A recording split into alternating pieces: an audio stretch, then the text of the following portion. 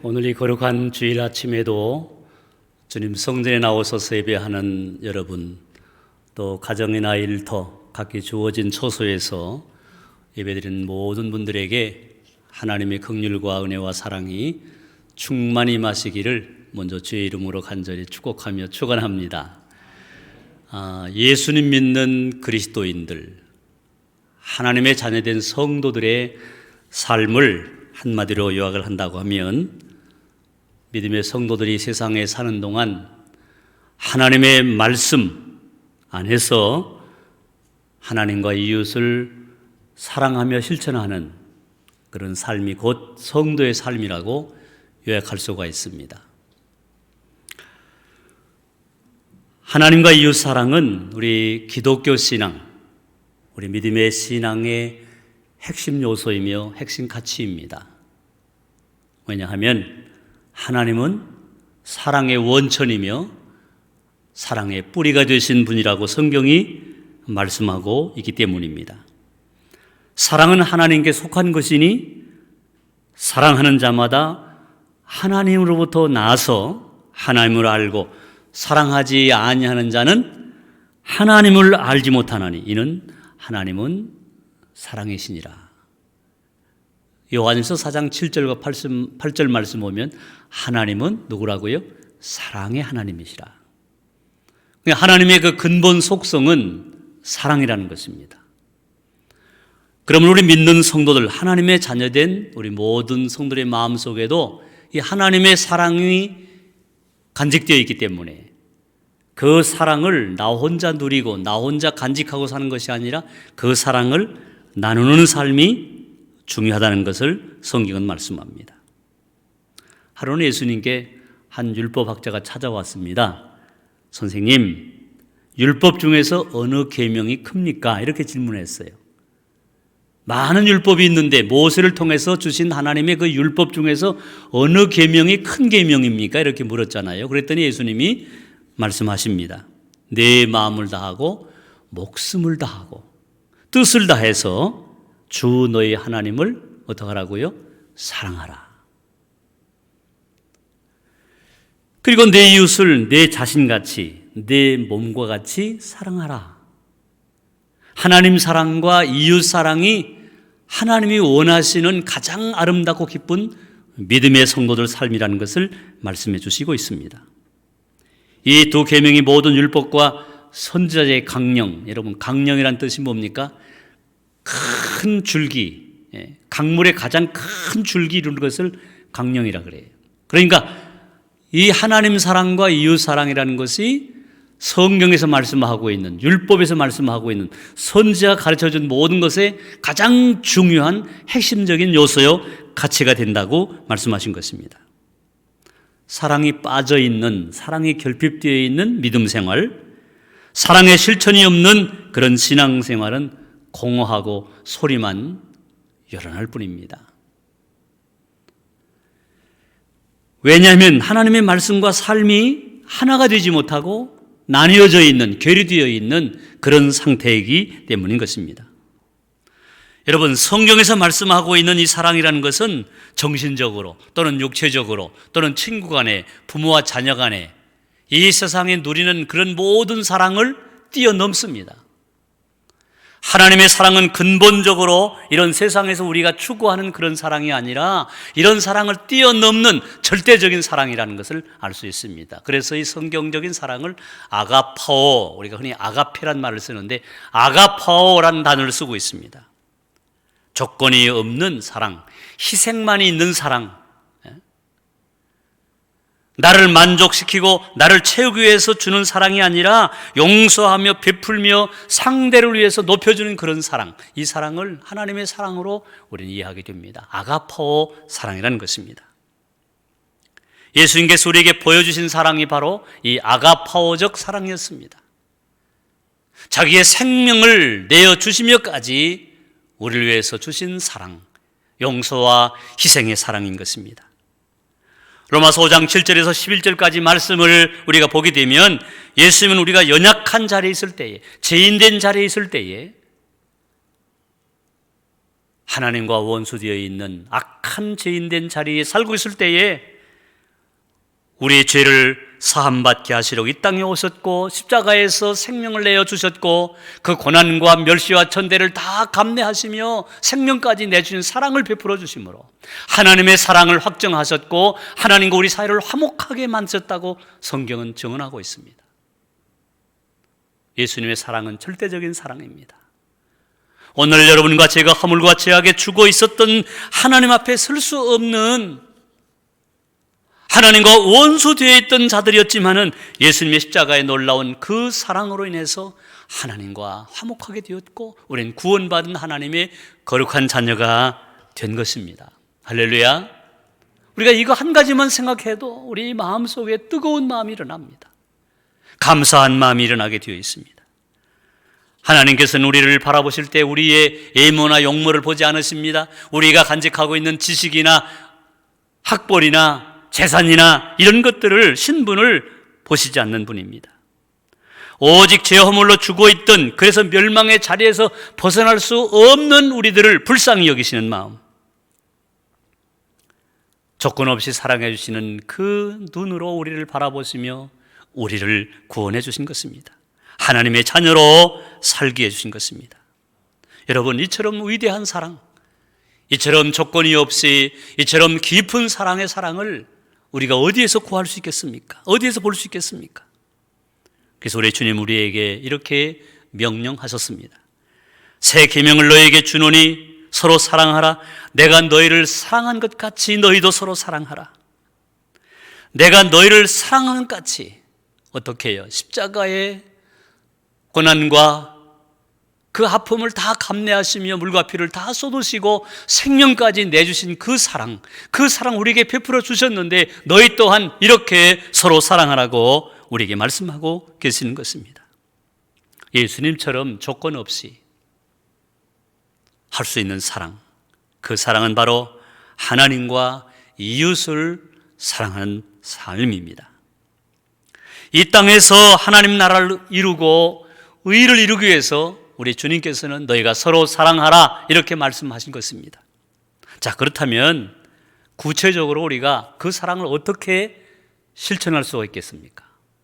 그 첫 번째는 하나님을 사랑하기 위해서 우리는 예배자로 살며 하나님의 말씀을 실천하는 삶, 이것이 바로 하나님을 사랑하는 삶이 되는 것입니다.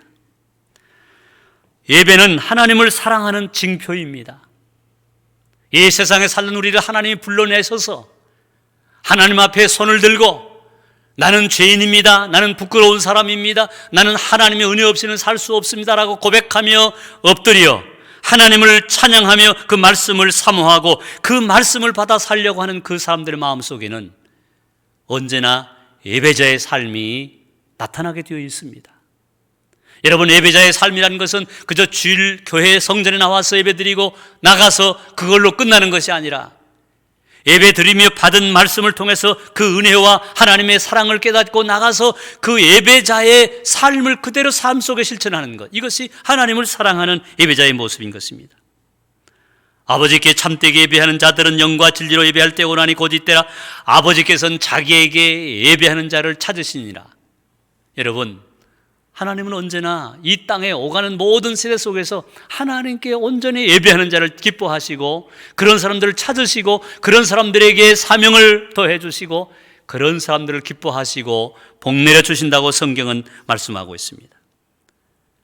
그저 단순히 주일 예배에 또는 수요 예배에 그저 기도 모임에 참여했다 흩어지는 것이 이게 예배가 아니라 받은 은혜, 하나님 깨달은 말씀을 세상 속에 나가서 실천하고 사는 것이 하나님을 사랑하는 자의 예배자의 모습이 되는 것입니다.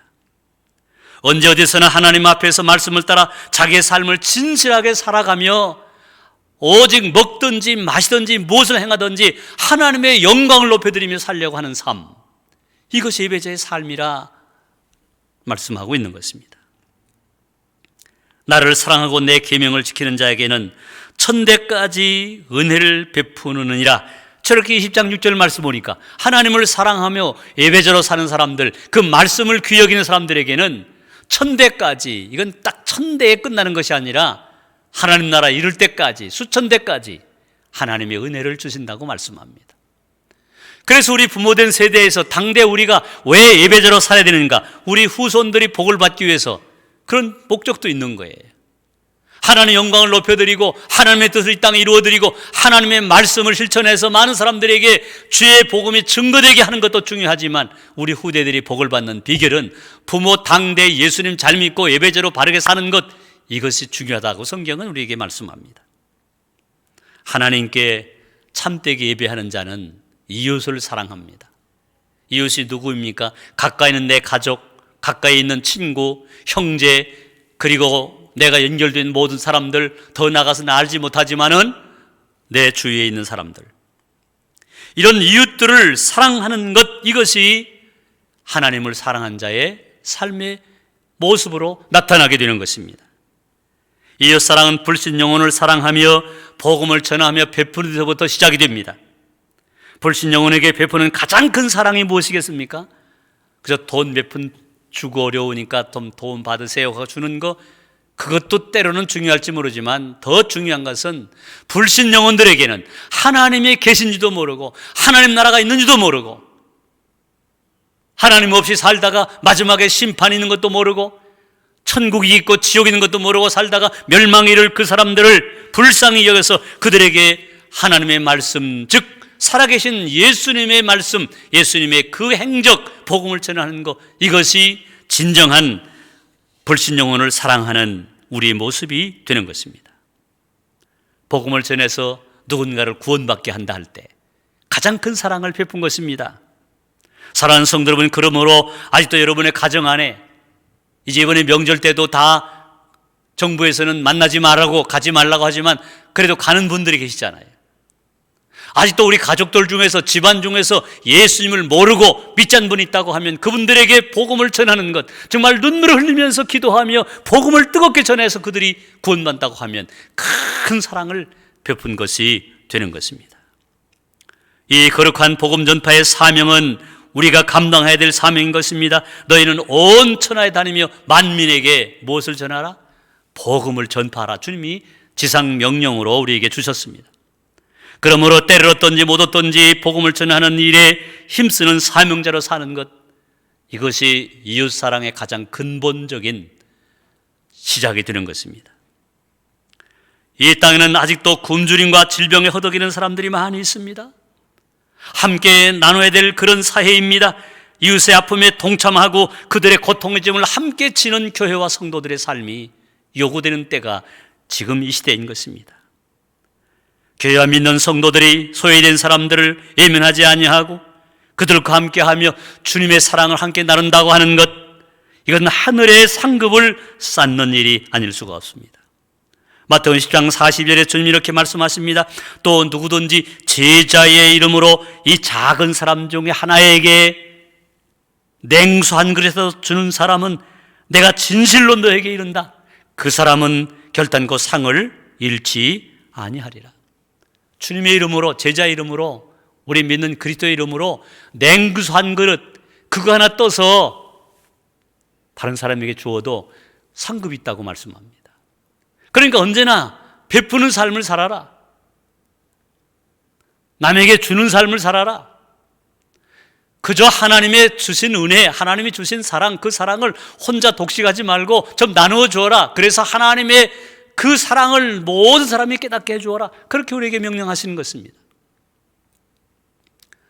우리 짧은 영상 한 편을 잠시 보겠습니다.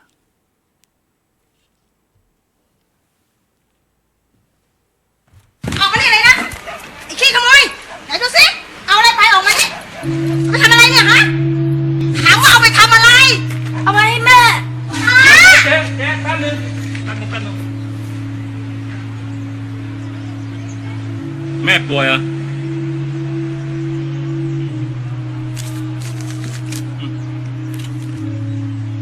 Giờทำอย่างนี้อีกนะ Muối, cao lẩu.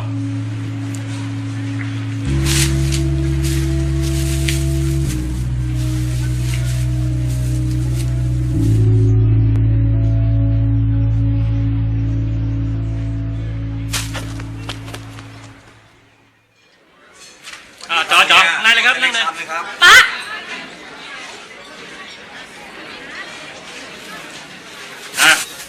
ไปอ้าวสั่งมาเร็วต่ออะไร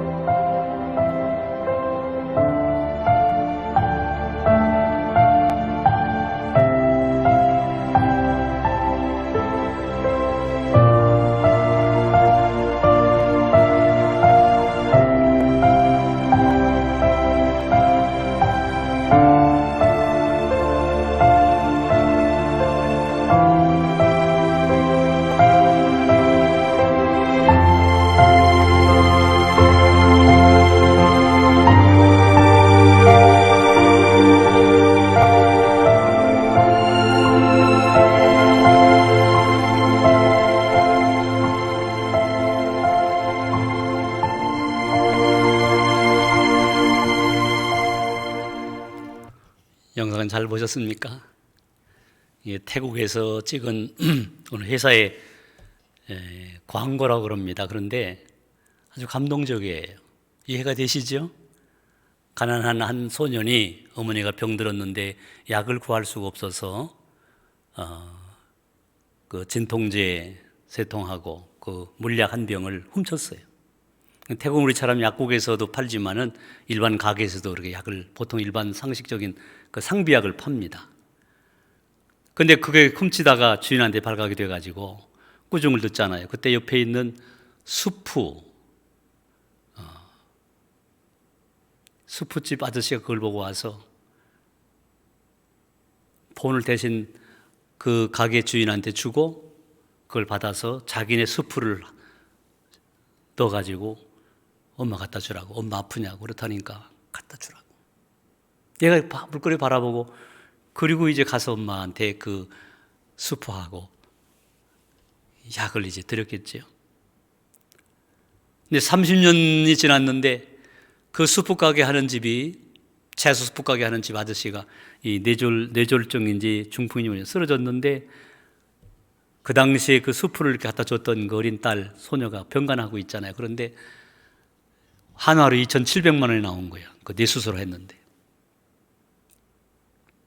돈이 없으니까 딸이 그 아버지하고 일하던 그 가게를 매물로 내놨어요. 그리고 고민하고 있는데 누군가 영수증 갖다 놔서 보니까 영수증에 치료비가 0원으로 나와야지. 0으로 누군가 다 갚아준 거예요. 그러면서 이미 30년 전에 이 치료비용을 다 갚았습니다. 그거 이렇게 써 있더라는 거잖아요. 그 가난했던 소년이 열심히 공부해서 의사가 됐고 병원을 차려서 어려운 사람들을 도와주는 그때 자기가 받은 그 사랑에 대해서 사회에 환원하고 갚는 그런 내용이지요. 결국은 그 어린 소년을 도왔던 그 수프집 주인 아저씨는 수술을 잘 받고 회복이 돼서 나갔다는 그런 얘기입니다. 이 태국이라는 나라는 불교 나라인데 어떻게 이런 광고를 찍었는지, 이런 그 영화를 찍었는지, 이건 일종의 광고인데요. 제가 보니까 은혜가 돼서 여러분에게 영상을 보여드렸습니다.